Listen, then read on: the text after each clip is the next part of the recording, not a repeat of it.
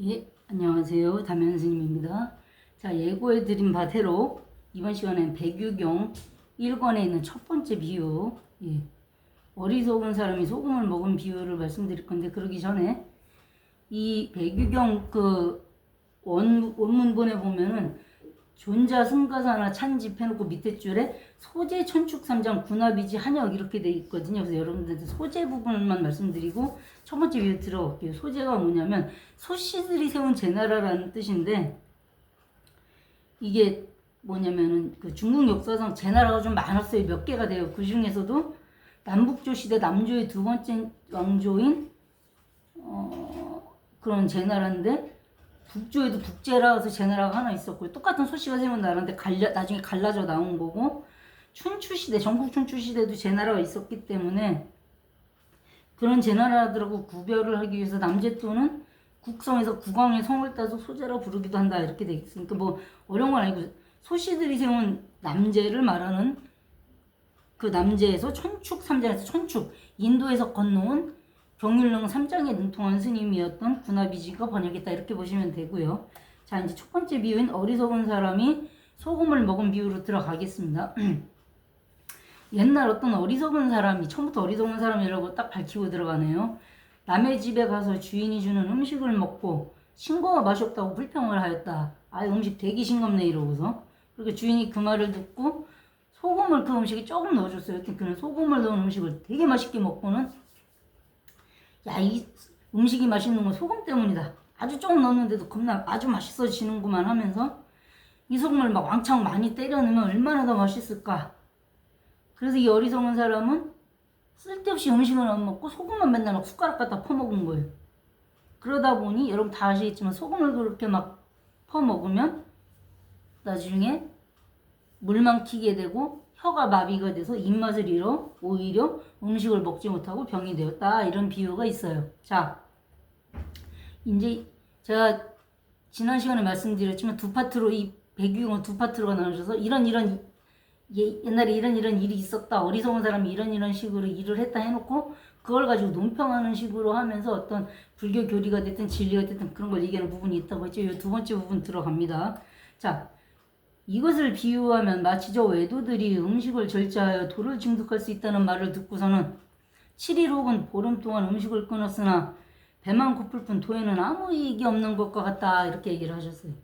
그러니까 이 당시에 육사외도라서 부처님 당시에 외도들 중에 고행을 하시는 분들 중에 일단 앉아서 절대 안 잔다는 뭐 그런 고행을 하시는 분도 있었고, 뭐 하루 진짜 그 우리식으로 따지면 맵쌀고 요만한 거 쌀알 5알 갖고 하루를 버틴다, 물이나 몇 모금 먹고서 뭐 이렇게 거의 굶다시피 하는 고행도 있었고 하는데, 이 얘기가 약간 그런 얘기인 것 같아요. 그러니까 막 보름 동안 음식을 전혀 안 먹고 물만 먹고 막 버티고 이제 이런 수행을 해봐야 배만 고플 뿐 아무 이익이 없다.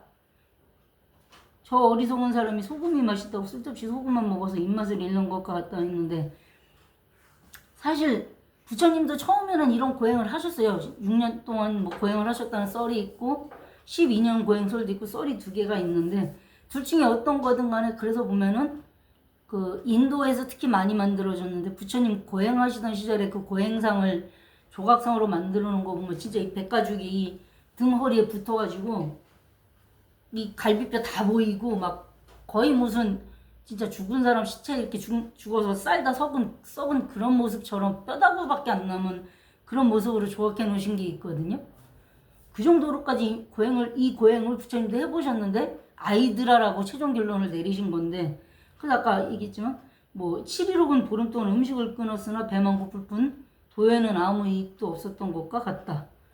그러니까 굶어봐야 도에는 이익이 없다는 거예요. 그러면은 굶는 거 말고 아까 뭐 얘기했지만 앉아서 막 죽어도 안 자고 막 단 10초도 안 자고 버티는 그런 수행? 그런 고행도 있어요. 그건 도움이 될까요? 또 뭐 다른 고행 중에 보면은 일부러 막 자기 몸을 막 그것도 막 뾰족뾰족한 가시가 달린 채찍 이런 걸로 막 하루 종일 자기 몸을 때리는 그런 수행도 있어요. 몸에 생채기 내는. 그 몸에 생채기 난 그 고통마저 이겨낸답시고. 그런 고행이 도움이 될까요? 부처님은 고행으로는 내 몸만 괴롭힐 뿐 답이 없다고 보신 거거든요. 본인이 6년 내지 12년을 해보시고 나서 본인이 다 해보니까 이거는 아니더라 하신 건데도 이 당시에도 그 말귀를 못 알아듣고 아직도 그런 고행을 하고 있는 사람들이 있어서 그거를 비판하시기 위해서 이 얘기를 하신 건데, 부처님은 그러면 고행을 안 하시고 뭐 탱자탱자 노셨느냐? 또 그것도 또 아니에요. 나중에 이 비유들 하는 중에 그런 얘기가 나오겠지만 검은 고추를 너무 팽팽하게 잡아당기면 끊어지기만 하고, 조율을 안 해서 너무 줄을 느슨하게 해놓으면 소리가 나지 않는다. 너무 고행으로 막 치 달아도 내 몸이 찢어질 뿐이고 줄이 끊어지듯이, 그렇다고 너무 막 땡자 하면 또 너무 늘어져서 도심이 안 생긴다. 그런 말씀을 하시거든요. 그럼 어떻게 할 것이냐? 그건 앞으로 차차 말씀을 드리도록 하겠습니다. 그러니까 너무 조여도 안 되고 너무 풀어도 안 되면 그럼 어떻게 해야 될까요? 조율을 해야죠. 적당한 선을 맞춰서 적당히 그 줄이 만약에 도음을 내는 줄이면 도음에 맞게끔 당겨주고, 레음을 내야 되는 줄이면 레음에 맞게 당겨주고, 그러니까 그걸 조음사라고 그러는데, 피아노 같은 것도 처음에 새로 사면 그랜드 피아노 이런 거 소리 잘 안 맞는다 그러거든요. 그러면은 절대 청감을 가지신 조음사들이 와서 하나하나 것만 눌러가면서 줄 당겨가면서 소리를 다시 맞춰주신다는 거예요. 좀 비싼 피아노는 그렇게 실제로 조음사가 와서 서비스를 해준다고 하는데, 제가 뭐 피아노 이런 건 전공이 아니라서 잘은 모르지만 들은 얘기가 그렇거든요. 그분들 하시는 게 결국은 이건 거예요. 너무 고행으로 가도 안 되고 너무 쾌락 위주로 막 떼자탱자 놀아도 안 되고, 정말 누가 봐도 법과 진리에 합당한 방법으로 수행을 해야 되는데, 그럼 또 수행에도 또 방법이 수백 수천 가지가 있어요. 그럼 나한테 또 그중에 가장 맞는 수행이 있을 수 있거든요. 예를 들어 다리 들고 앉아있는 게 가장 맞는 분이 있을 수 있고, 연불하는 게 가장 맞는 분이 있을 수도 있고, 뭐 어떤 분은 스님인데도 사실 목공예 하시는 분이 있어요. 그분은 목공예 하는 이 칼질 한 번 한 번 할 때마다 입으로 기도하시면서 하신단 말이에요. 그분은 이 목공예 이거 하는 거기에 딱 집중하는 그 순간 삼매에 들어버리시는 거거든요. 그러니까 수행의 방법은 엄청 많아요. 그러니까 이게 뭐 이 수행 방법이 최고다 이것만 하면 다 된다가 아니라, 내 인연법에 나한테 가장 맞는 수행을 찾아서 그 수행을 계속 올곧게 해 나가다 보면 언젠가 보여진다 이거거든요. 그러니까 일반 제가자들도 마찬가지. 제가자들은 수행이라고까지 하기 좀 그렇지만 기도를 할 때도 누가 관세음보살만 외우면 다 된대. 그럼 나도 관세음보살 하루 종일 해봐야 그냥 입만 아파요. 침만 마르고. 정말 그 관세음보살을 그 사람 따라서 하다가 보니까 나도 어느 순간 뭔가 이렇게 오는 게 있다? 그럼 그거는 그 사람이 관세음보살하고 기도가 맞는 거지만, 맨날 며칠을 해봐도 없으면 사실 인연이 없는 거예요. 그러니까 나한테 인연이 가장 잘 맞는 기도법이 뭔가를 정확히 한 방에 보고 알아서 찾아줄 수 있는 그런 선지식을 만나는 게 제일 중요하지만, 그러지 못했을 경우에는 내 주변 사람들 하는 거라도 보고 이 방법도 따라해보고 저 방법도 따라해보고 처음에 좀 이렇게 헤매는 그런 경험도 필요할 수가 있어요. 그러다 보면 어느 순간 요거구나 나한테 제일 잘 맞는 거. 실제 해보니까 이게 가장 집중도 잘 되고 뭔가 이렇게 위에서 불보살님들이 가피 내신 감응해 주시는 뭔가 있는 것 같구나라고 느껴지는 뭔가가 있단 말이에요. 어느 순간 그걸 찾아진단 말이에요. 그렇게 힘들게 자기가 찾는 경우도 있고, 아니면 딱 정말 큰 스님들 뭐 이렇게 해서 딱 보시자마자 자네는 관세음기도가 아니고 저기 지장기도를 하셔야 되는 사람일세, 지장기도로 기도 바꾸시게. 그럼 그 스님의 법력을 믿고 따라가시는 거죠. 근데 실제로 그래서 그 스님 말대로 지장기도를 했는데 안 돼?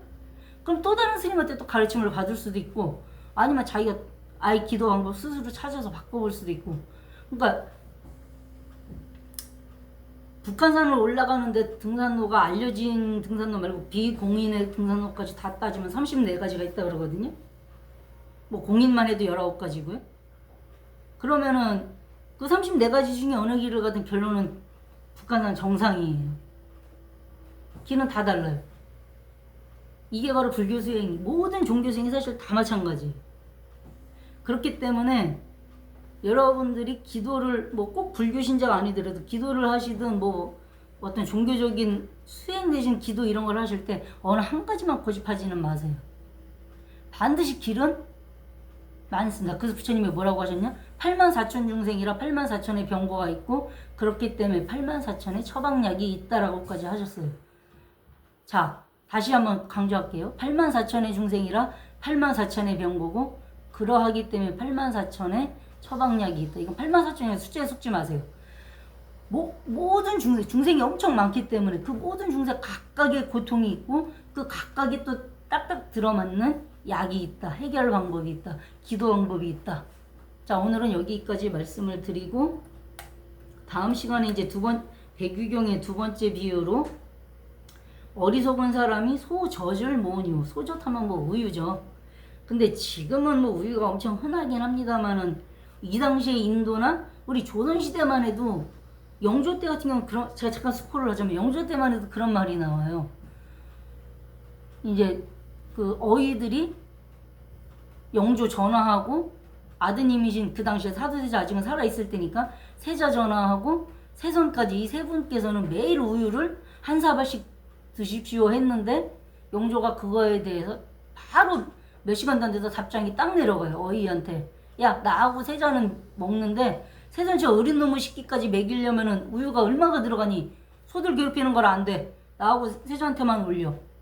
세손은 좀 더 큰 다음에 먹어도 돼. 이 용조가 이게 뭐 이거는 그냥 소저에서 우유가 나와서 제가 잠깐 옛날 용조하고 그 왕조실록 기록에 있던 내용 가지고 잠깐 말씀드렸고요. 다음 시간에 그거는 아니고 어리석은 사람이 소젖을 모으니 비유해서 아니 우유를 왜 모으냐고 썩기나 하지. 예, 그 얘기 가지고 다음 시간에 또 짧게 오늘처럼 아주 짧게 말씀을 드리도록 그렇게 하겠습니다. 예, 오늘 여기까지 하도록 하겠습니다. 감사합니다.